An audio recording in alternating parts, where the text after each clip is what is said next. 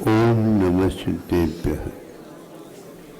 अहिंसा परमो धर्म की आचार्य गुरुवर श्री कुंद कुंद भगवान की, आचार्य गुरुवर श्री ज्ञान सागर मुनि महाराज की,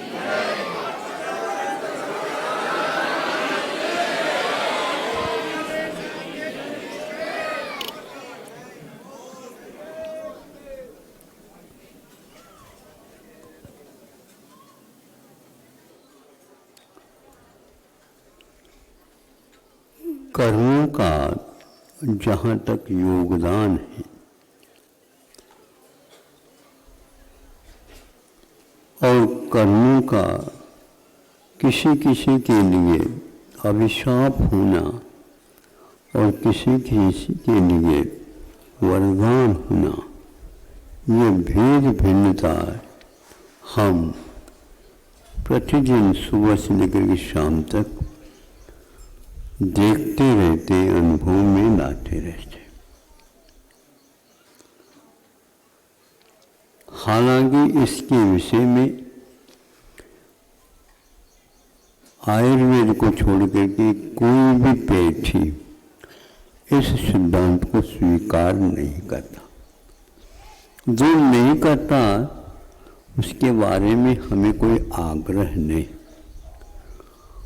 और जो करता है उसके लिए भी आग्रह नहीं। निर्णय क्या है, यह वस्तुस्थिति है क्या नहीं। आप भी भोजन आदि करते हैं, रक्त रुधिर इत्यादि के माध्यम से उसका परिणाम हो जाता है। उसी प्रकार पशु पक्षियों में भी यह हम देखते हैं, थोड़े बहुत अंतर को लेकर ही। किंतु ऐसे क्या कारण है, कुछ पशु और पक्षियों में यह खाया हुआ जहर के रूप में भी परिणत होता है।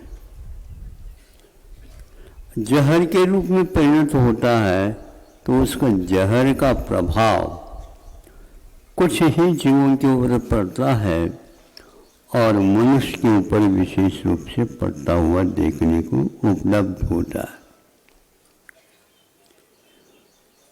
उसका निवारण करना, चिकित्सा करना अलग है, किंतु सर्वाधिक जीवों में जहर क्यों बनता है और देवों में अमृत क्यों बनता है? देवों को तो देख नहीं रहे, कोई बाधा नहीं, तो इसमें तो आप देख रहे हैं।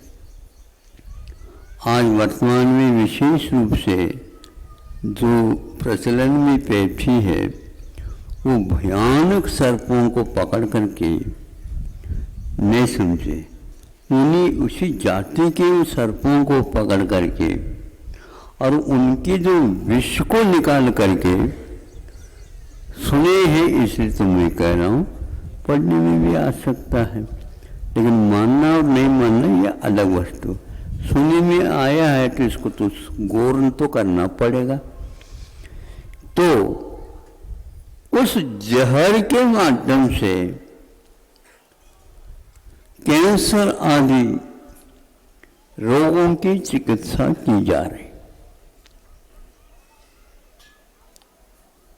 उन चिकित्सा के उपायों को देखते हुए हमें ऐसा लगता है यह कभी भी इस प्रकार का नहीं होता होगा, लेकिन आज हो रहा है। कीमोथेरेपी सुनते हैं, हाँ, कुछ इंजेक्शन या कुछ भी रहता हुआ अपना उनकी अपनी पद्धति कि देखते देखते उनके बाल सारे पूरे के पूरे झड़ जाते हैं। दांत तो नहीं झड़ जाते, लेकिन बाल तो झड़ जाते हैं। अब बाल पुनः आ सकते हैं और नहीं आ सकते, ये बात अलग है। खून का पानी बनना प्रारंभ हो जाता है, जलोदर का बनना अलग है, और इस औषध, इस पैथी के कारण उसका खून का पानी हो जाना अलग। अब खून नहीं है तो जीवन कैसे टिकेगा? ऊपर से और खून दे दो दूसरे की। ये क्रम सुनते हैं, एक बार, दो बार, तीन बार, चार बार करते करते 10-15 बार तक भी ये क्यों वह नशा, वह जहर उसे दिया जाता है।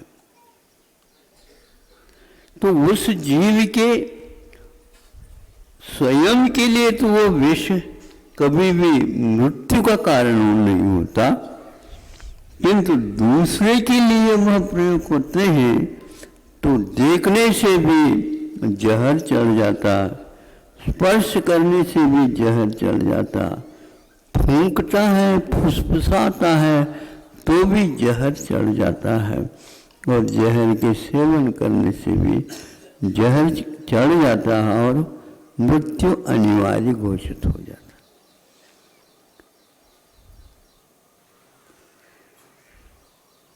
इसके पीछे जहर बनने का, जो खाया तो मीठा अच्छा अमृत तुल्यवत, किंतु जहर बन रहा है, ये उसके पूर्व जन्म किए हुए कर्म के उदय के कारण बन रहा है। इसको स्वीकार कई लोग नहीं करते, जीवन को ही स्वीकार नहीं कर रहे। जीवन दिख रहा है, ये कुछ ऐसे नट बोल्ट के माध्यम से मशीन का जैसे निर्माण होता, उसी प्रकार ये जीवन है। ये तो मान्यता के ऊपर आधारित है। ये गतियों से गत्यांतर जाना, ये सारे विभिन्नता दिखना, ये दिखता है, यह पुद्गल का मैटर का काम है। जीव कोई वस्तु नहीं है, नहीं है तो उनके लिए तो हम आग्रह क्या कर सकते? जब उन्हें तत्संबंधी बोध या कुछ ऐसे आनुमानिक विषय मिलेंगे, अवश्य स्वीकार करेंगे। नहीं भी करते हैं तो उससे हमारे लिए कोई बीमारी होने वाली नहीं है, लेकिन उनकी भविष्य की बीमारी को देख करके हमें बहुत चिंता हो जाती। यह यदि नहीं मानेगा तो ये किसके कारण होते, ये तो मान लो कम से कम। होते क्यों? अब इस प्रकार कैंसर की चिकित्सा के लिए, भयानक रोगों की चिकित्सा के लिए, जैसे कोई कुत्ता काट जाता है, ये बहुत प्रसिद्ध है, उसके लिए भी इसी प्रकार के जहर निकाल करके उसके इंजेक्शन जो है दिए जाते हैं। 1 दिया जाता, 2 दिया जाता, 3 दिया जाता, कुछ अवधि छोड़ करके ये चिकित्सा होती बताते। इसके उपरांत भी कभी कभी अपवाद के रूप में उसकी मृत्यु हो जाती है। किसी के कुत्ता काटने के उपरांत भी मृत्यु नहीं होती है। ऐसा क्यों है? तो जहर में अंतर होता होगा, अथवा इसके पास उसको भी हजम करने की क्षमता होती होगी उसी एक विशेष व्यक्ति में, इसलिए मृत्यु नहीं होती। अब यह विषय होता है कि इन जहर क्यों बनता है, वो क्या तत्व है। दूसरे के जीवन को घात पहुंचाने के ऐसे प्रत्येक व्यक्ति के शरीर में तत्व रहते हैं, उसके माध्यम से प्रतिकार होता रहता है। किसी किसी को कम रूप में, अनुपात किसी में ज्यादा होता है। 2-3 बार ऐसा अनुभव किया है। सर्प ऐसा जिसने काट खाया एक व्यक्ति को, और काटने के उपरांत जिसको काटा उसके लिए कुछ समय के लिए हुआ, फिर वह अपने जीवन पुनः नॉर्मल हो करके चालू हो गया, लेकिन जो सर्प ने काटा था वो सर्प थोड़े से दूर जा करके मर गया। सुन रहे हो? ताली में बजाओ।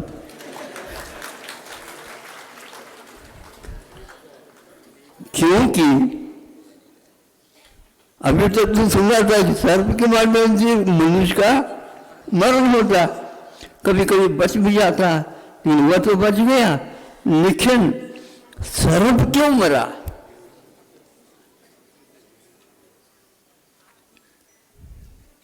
सर्प डरता है ऐसे व्यक्तियों से। आप सर्प से डर रहे हो, वो आपसे भी 10 गुना ज्यादा डरता है। इसका जहर अनिवार्य, इसका वारण नहीं हो सकता। तो मनुष्य के पास भी जहर है, इसको आपको स्वीकार करना होगा। अब वो कौन से निमित्त से? मनुष्य में जो जहर है वहां सर्प को काटने से सर्प ही मर जाता है, एक शोध का विषय है। आप लोग सरल सरल विषय लेकर के शोध करते हो, इसके ऊपर करो। और इसमें किसने जहर डाला, उसका क्या कारण है? अंत तो अथवा एक तीसरी वस्तु जो है, जो देखने में नहीं आ रही, वह है कर्म। कुछ समय तक वह जहर असर कर सकता है, कुछ के बाद वह बेअसर हो जाता है। ये निश्चित है। महापुरुषों की कथा पढ़ने से ऐसा लगता है कुछ भी असर नहीं। वह शक्ति आई कैसे? वह शक्ति अपने परिणामों के कारण आ जाती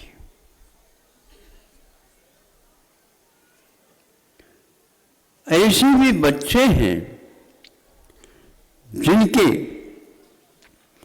बच्चे होने के उपरांत मां निश्चित रूप से मर जाती है, और मां तो नहीं मरी किंतु वह बच्चा जिंदा नहीं रह पाता।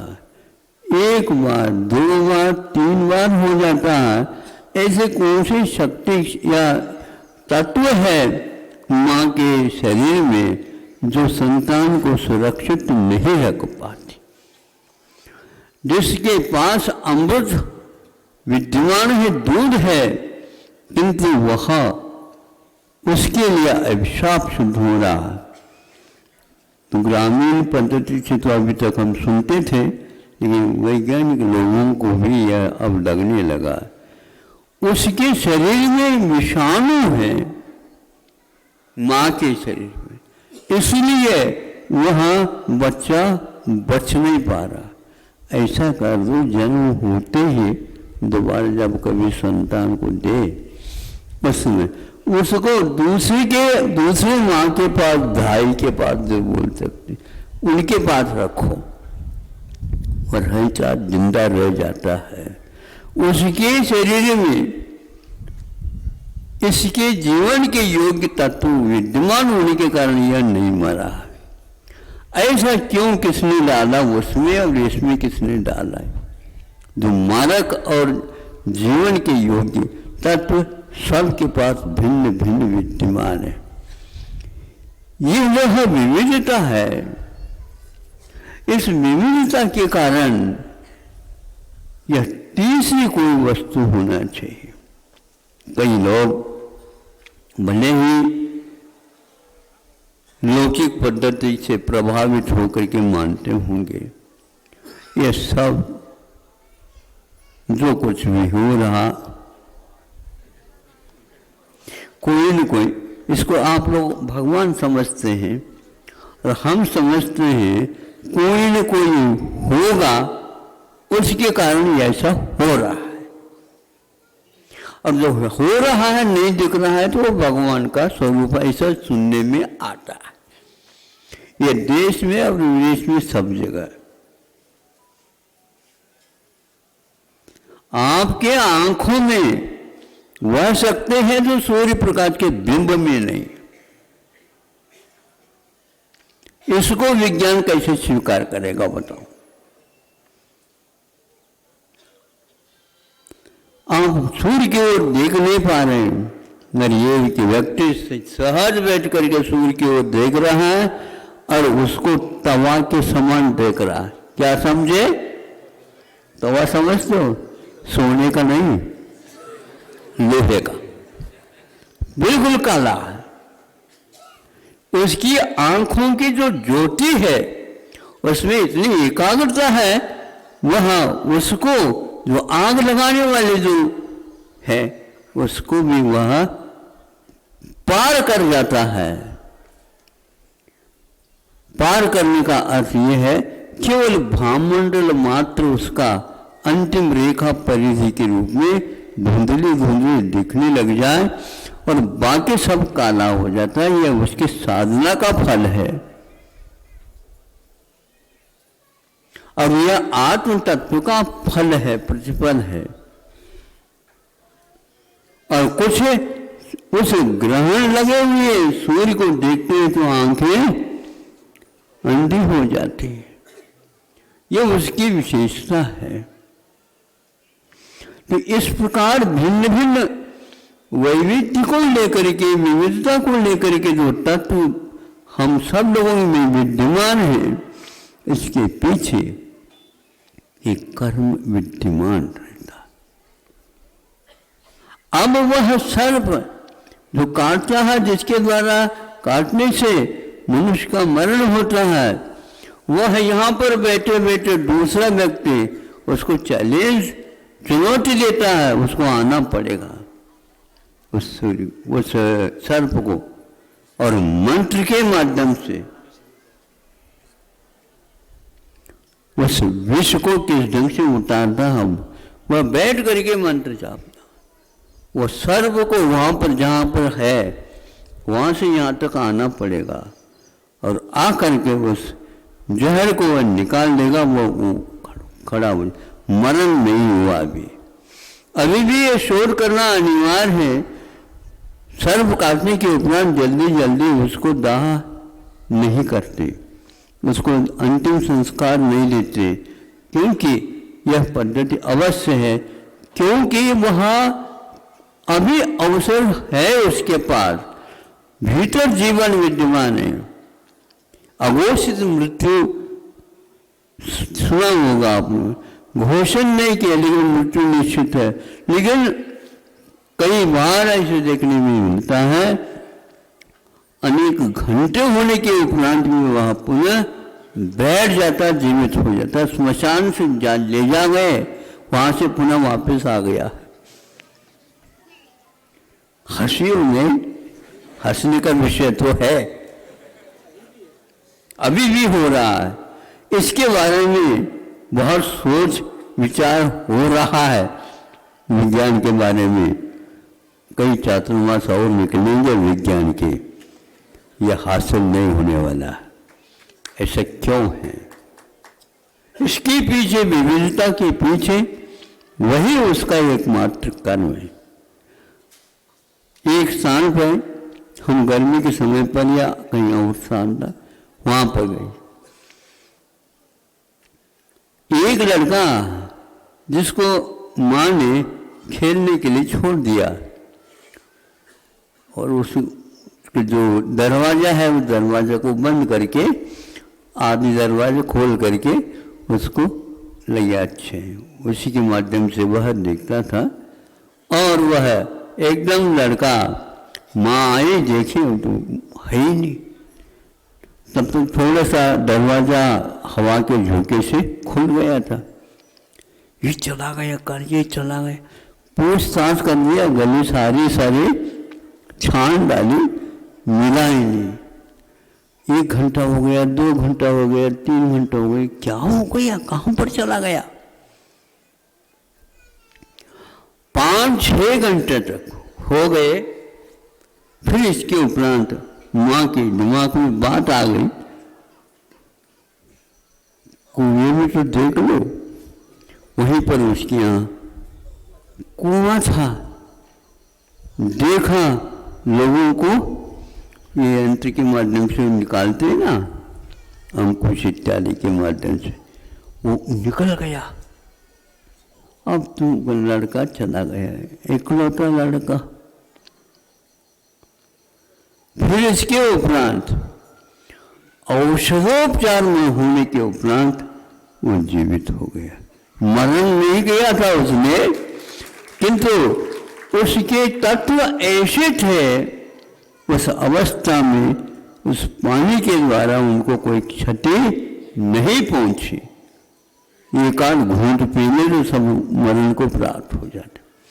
पेट में भर गया, श्वास नहीं रहा। अब उसके पास ऐसे श्वास लेने का बल था, शक्ति थी, उसके कारण पानी में रह करके भी 4 घंटे। मरण और जीवन ये आपकी वजह से नहीं, आपके परिणामों के फलस्वरूप इस प्रकार की शक्तियां आ जाती हैं। मेंढक मरता नहीं, मछली मरती नहीं पानी में, और आप सारे मरे ये नियम है, सारे डूबे ये भी मरण नहीं। अरे डूब जाओगे, डूब जाओगे, डूब जाओगे। ध्यान में भी तो डूबते हैं, मरते क्यों नहीं बताओ? ऐसे डूब जाते हैं ध्यान में, कोई भी व्यक्ति कुछ भी कर ले उसको कुछ नहीं होता, क्योंकि जीवन के जो यंत्र हैं शरीर के, उनको इस धन तक वहां तक पहुंचाया जा सकता है, वहां हवा की भी कोई आवश्यकता नहीं, पानी की भी आने के उपरांत में उससे कोई भी घात नहीं होता। इन सब बिंदुओं के ऊपर ज़्यादा समय तो नहीं लेता, बिंदु बिंदु दे करके आपको आगाह करना चाहता हूँ। वर्तमान विज्ञान के अलावा भी कुछ विज्ञान है जो वीतराग विज्ञान होता है। आज विज्ञान के सामने भी चुनौती है, वो पहले भी थी चुनौती, अभी भी है, उस बारे में सोच नहीं रहे हैं, उनका मतलब प्रयोजन सिद्ध नहीं हो रहा। सही वैज्ञानिक वही है, इसके शोध में भी लगा हुआ, और उनको वह हासिल भी हो सकता है। अंतिम एक बात कह करके, ऐसे भी प्रयोग हो रहे हैं, और यह बिल्कुल ठिका शास्त्रों में लिखा हुआ है। थाली सामने रखी है, विविध व्यंजन उसमें रखे गए हैं, और खाने वाला व्यक्ति क्या करता, हाथ से उठा करके उसको नहीं खाता और उसकी ओर देखना प्रारंभ करता है। सुन रहे हो आप? यहाँ पर व्यंजन की थाली नहीं, केवल आप धारणा बनाइए। और वह ग्लास की ओर देखा, दूध भरा हुआ उसमें, उसकी ओर देखने से वो गिलास अपने आप ही खिसकता हुआ उसकी ओर आ रहा है, आपकी ओर नहीं आ रहा। जो सामने देख रहा है उसकी ओर। जो सूर्य का उदाहरण दिया था, उसी प्रकार उसकी आंखों की ज्योति के बारे में कह रहा हूं। इतनी एकाग्रता होने के कारण वो प्याला खिसकेगा, नाश्ता हुआ उसके पास आ गया, वह चम्मच भी आ गए, जो व्यंजन चाहता है उसी को, और पुनः बंद करता है, वहीं तक पहुंच जाता। ऐसे संगीत भी होते थे, ऐसे काव्य भी होते हैं, ऐसे शब्दावली भी होती है, जिसके कारण इस प्रकार के चुनौतियों को भी उत्तर देने वाला एक ऐसा बल सामने आ जाता। ये सब किसके हैं? विज्ञान के लिए एकाग्र प्राप्त हुआ विज्ञान इस प्रकार के चमत्कार हो जाते हैं। ये मामूली चमत्कार है।